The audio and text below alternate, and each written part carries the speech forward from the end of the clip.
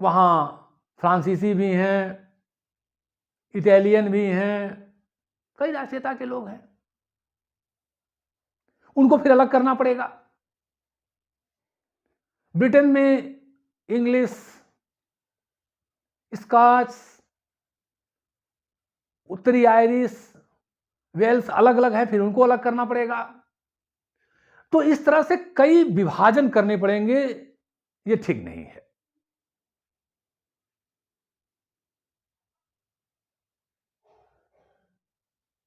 तो स्विट्जरलैंड को बांटिए, फिर इटालियन भी हैं, फ्रांसीसी भी हैं, डच भी हैं, फिर उनको बांटिए, फिर बंटवारा कीजिए, ब्रिटेन का बंटवारा कीजिए। इस तरह से तो बहुत सारे राज्यों का बंटवारा कर देना पड़ेगा। ये कोई बहुत अच्छी बात भी नहीं है। इसके जो विरोधी हैं वो कहते हैं एक राष्ट्रीयता के लोग कई राज्य में और एक राज्य में कई राष्ट्रीयता के लोग रह सकते हैं, क्या दिक्कत है वही रहने में।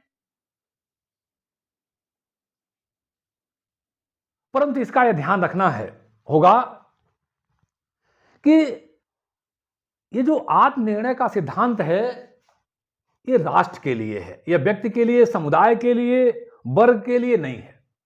कि किसी राज्य के अंतर्गत कोई वर्ग, कोई समुदाय, कोई संगठन अपने आप को यह मान ले कि हमको अलग कर दिया जाए, ऐसा नहीं है। आत्मनिर्णय सिद्धांत का गलत अर्थ निकाला जाता है, भुला दिया जाता है कि आत्मनिर्णय का अधिकार केवल राष्ट्रों का अधिकार है। राष्ट्र के जो घटक हैं, क्षेत्र हैं, बसने वाले लोग हैं, उन धर्मों के लोग मानने वाले हैं, जाति हैं, अलग अलग तत्व हैं, उनको कोई अधिकार नहीं है। ये एक राष्ट्र का विषय है, एक राष्ट्र एक राज्य का। ये भी क्लियर हुआ। अब राष्ट्रवाद के प्रकार। राष्ट्रवाद के कई प्रकार हैं, मुख्यतः 4 प्रकार हैं। पहला उदार राष्ट्रवाद। उदार राष्ट्रवाद, उदार राष्ट्रवाद वो है जो अपने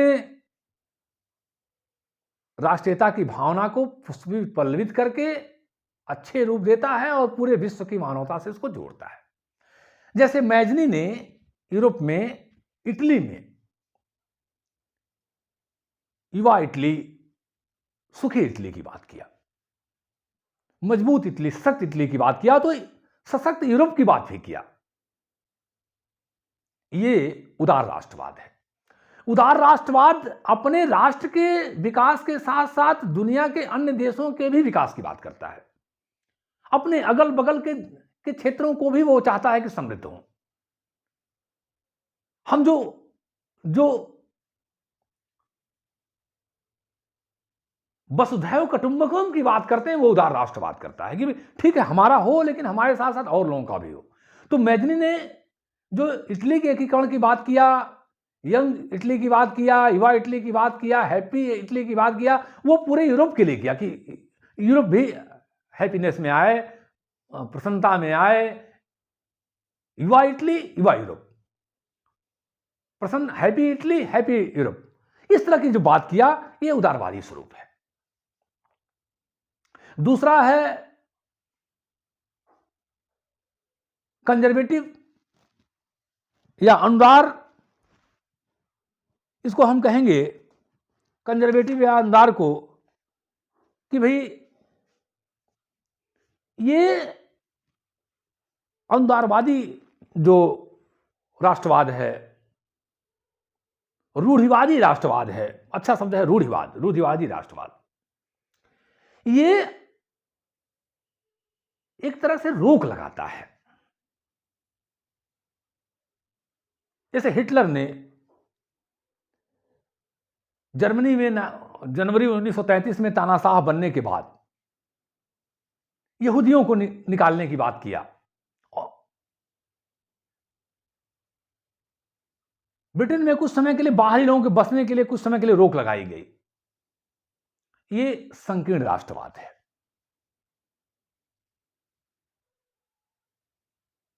कंजर्वेटिव नेशनलिज्म है,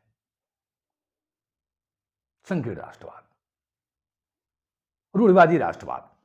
तीसरा है विस्तारवादी राष्ट्रवाद, एक राज्य का विस्तार करना, वो भावना कि हमको विस्तार करना है, मन में विस्तार विस्तार विस्तार विस्तार। जैसे हिटलर ने किया कि हम जर्मन दुनिया में सब श्रेष्ठ हैं। सत्ता में आने के बाद 1933 में सारे समझौतों, शांति संधियों को तोड़ो, पूरे जर्मनी को छावनी में बदल दो और आगे आगे जर्मन की तलवार और पीछे पीछे आगे आगे जर्मन की तलवार और पीछे पीछे जर्मनी के किसान।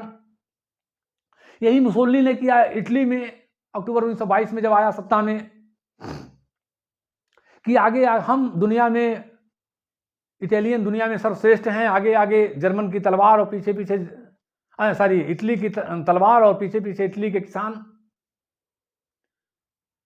हिटलर ने पहले ऑस्ट्रिया, फिर चेकोस्लोवाकिया, फिर बाद में पोलैंड पे हमला किया और यहीं से सेकेंड वर्ल्ड वॉर शुरू हुआ, दूसरी विश्व युद्ध शुरू हुआ। यही काम मुसोलिनी ने किया,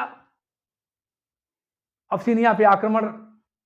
यह विस्तारवादी राष्ट्रवाद है जो मानवता के लिए ठीक नहीं है, जिसका परिणाम आपको मिला, ये ठीक नहीं है। जो आज काम चाइना कर रहा है, बहुत हद तक यह काम अमेरिका और रसा के द्वारा भी होता रहा है। विस्तारवादी राष्ट्रवाद यह ठीक नहीं है। अब एक राष्ट्रवाद का और स्वरूप है उपनिवेश साम्राज्यवाद विरोधी राष्ट्रवाद। भारत पर अंग्रेजों ने अपना हुकूमत कर लिया और उनके हुकूमत के बाद उस साम्राज्यवाद और उपनिवेशवाद के विरुद्ध राष्ट्रवाद की भावना भारत में बढ़ी। 1857 की क्रांति के पहले छिटपुट और उसके बाद पूरा एकदम फ्लो में चला और उसका परिणति हुआ कि 1847 में भारत आजाद हुआ। ये साम्राज्यवाद और उपनिवेशवाद के विरुद्ध राष्ट्रवाद रहा। चीन में हुआ माओ सेतुंग के नेतृत्व में।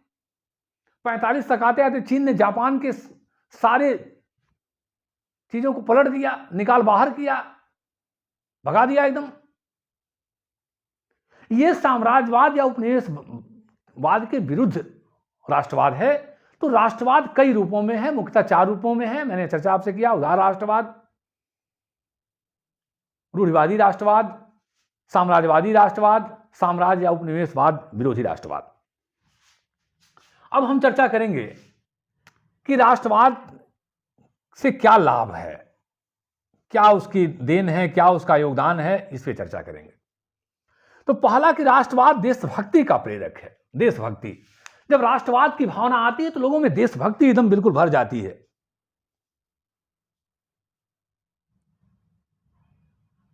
सुभाष बाबू ने कहा कि तुम मुझे खून दो, मैं तुम्हें आजादी दूंगा। हमारे आजादी के दीवाने बिल्कुल देश के लिए अपना सब कुछ न्यौछावर करने की बात आ जाती है, देशभक्ति आ जाती है। और मैंने आपसे कहा कि राष्ट्रवाद सिर्फ गुलामी या अधीनता दूर करने के बाद भी ऐसा नहीं वो काम खत्म हो जाता है। उसके बाद भी राष्ट्रवाद का राष्ट्रीय एकता में जोड़ा, अपने राष्ट्र को हर तरह के गौरव और समृद्धि दिलाना, हर तरह की उन्नति, आर्थिक, सामाजिक, भौतिक, राजनीतिक, तो उसका तो नेटवर्क एकदम और आज आधुनिक राष्ट्रीय राज तो और ज्यादा बिल्कुल। तो राष्ट्रभक्ति की भावना का उत्पोत भारतवर्ष तमाम संस्कृति, तमाम विभिन्नताओं, तमाम डाइवर्सिटीज, पूरा पश्चिम क्या क्या सब कुछ, तमाम विभिन्नताएं हैं, अनेक जातियां, उपजातियां, संस्कार, धर्म, रीति रिवाज, परंपराएं। लेकिन अभी चीन से थोड़ा विवाद हुआ था, पूरा देश बिल्कुल गलवान संकट में भी आपने देखा, पूरा बिल्कुल देश खड़ा हो गया। देशभक्ति की भावना। एक जगह पुलिस के लोग रोक रहे थे बच्चों को, बच्चे पूछे कहाँ जा रहे हो, कहाँ चीन जा रहे हैं, छोटे छोटे बच्चे बेचारे। पुलिस ने उन्हें समझा बुझा के वापस किया। तो राष्ट्रवाद देशभक्ति की भावना का विकास करता है। दूसरा, देश की एकता, पूरे देश को एकता के सूत्र में बांध देता है। खास करके कि देश चाहे जितनी विभिन्नताओं से भरा हो, संस्कृति हो, रिवाज हो, जैसा भी स्वरूप हो, अभाव हो, लेकिन देश की एकता एकदम पूरे देश को एकता के सूत्र में बांध देता है। पूरा सीमेंट, एकदम जबरदस्त सीमेंट लगा देता है। तो देश की एकता पैदा करता है, व्यवस्था उत्पन्न करता है। लोग अपने देश के नियमों कानूनों को मानने लगते हैं कि देश मेरा है, कानून मेरा है, नियम मेरा है, हम समय से कर देंगे, अपना कर्तव्य निर्वहन करेंगे, अपनी ड्यूटी करेंगे।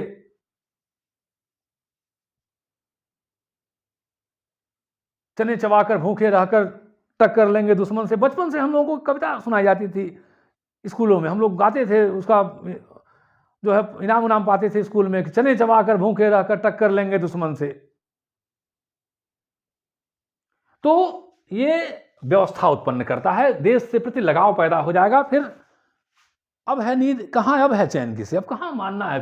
फिर ये कहाँ कि हम समय से कर देंगे, अपना कर्तव्य निर्वहन करेंगे, कानून को मानेंगे, संविधान को मानेंगे, नियमों को मानेंगे, फिर व्यवस्था उत्पन्न हो जाएगा। भौतिक उन्नति, हर आदमी अपने कर्तव्य का पालन करने लगता है कि देश मेरा है। हम राष्ट्रीय अपनी एकता, अपने आप को इतना महसूस कर लेते हैं, पूरा गौरवान्वित हो जाते हैं, यह देश मेरा है, इसकी हर तरह से उन्नति करनी है। जब हिटलर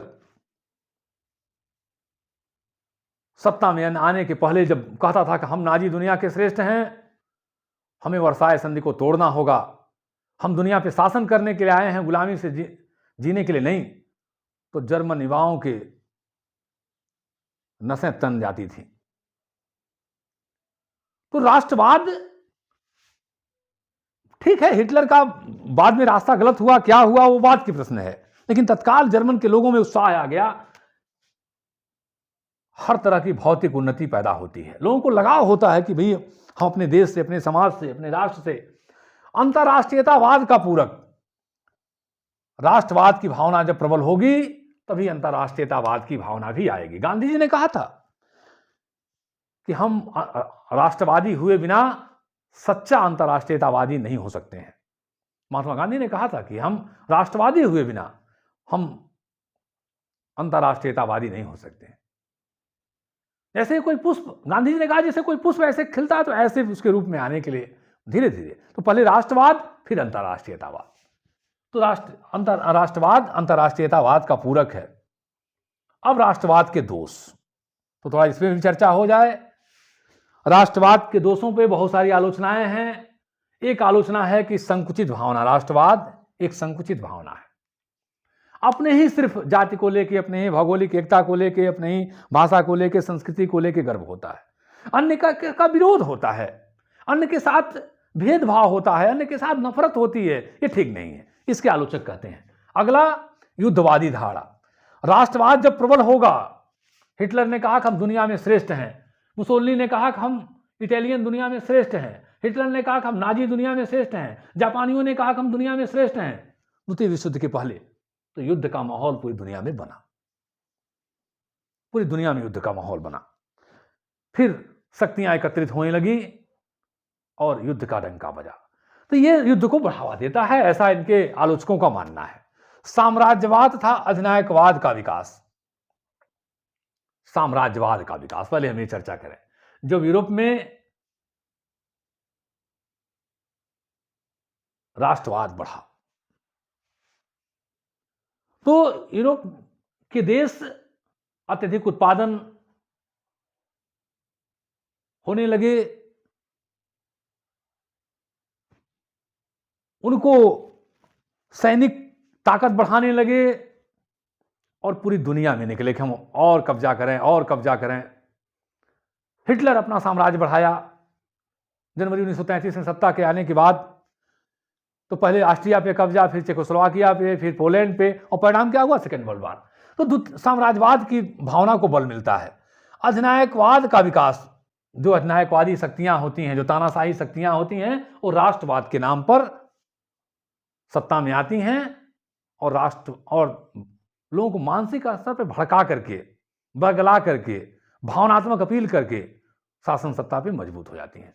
हिटलर आया कि हम दुनिया में, जर्मन के लोग दुनिया में सर्वश्रेष्ठ हैं, हम गुलामी में जीने के लिए नहीं हैं, हमें दुनिया में सर्वश्रेष्ठ बनना है, पूरी दुनिया में जर्मन पताका फहराना है। यही काम मुसोलिनी ने भी किया।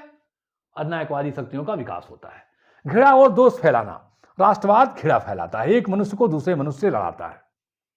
इनके आलोचकों का मानना है कि राष्ट्रवाद से एक जाति का दूसरे से, एक राष्ट्र का दूसरे से, एक देश का दूसरे से, एक व्यवस्था का दूसरे से, एक संस्कृति का दूसरे से आपस में घृणा फैलाया जाता है, द्वेष फैलाया जाता है। और अंत की एक और आलोचना है कि मानवीय सभ्यता का शत्रु है। जब युद्ध होंगे, जब खाइयां बढ़ेंगी, एक को श्रेष्ठ करने की भावना आएगी, हम दुनिया में सर्वश्रेष्ठ के, एक बड़े विद्वान ने कहा कि श्रेष्ठ कहना अच्छा है, सर्वश्रेष्ठ कहना ठीक नहीं है। यानी हम दूसरे को सम्मान नहीं दे रहे हैं, सिर्फ अपनी ही श्रेष्ठता की बात कर रहे हैं। हम श्रेष्ठ हैं, अच्छी बात है, लेकिन हम दुनिया में सर्वश्रेष्ठ हैं, ये बहुत बड़े संघर्ष का भी बुलावा देता है। और इस भावना के आधार पे जो युद्ध हुए, मानव सभ्यता का ये बहुत बड़ा शत्रु है। तो राष्ट्रवाद मानवीय सभ्यता का शत्रु है, क्योंकि ये युद्ध पैदा करता है, ये हिंसा पैदा करता है, संघर्ष पैदा करता है। ये बहुत सारी इसकी आलोचनाएं रही। अंत में इन सारी आलोचनाओं इत्यादि के बाद अंत में निष्कर्ष, वास्तव में यदि राष्ट्रवाद उदार हो, अच्छे रूप में हो, ये किसी भी देश और समाज के लिए बहुत बड़ी बात होती है, किसी भी राष्ट्र के लिए बहुत बड़ी बात होती है। वह गुलामी से तो मुक्त होगा ही, साम्राज्यवादी शक्तियों से तो मुक्त होगा ही होगा, उपनिवेशवाद से मुक्त होगा ही होगा।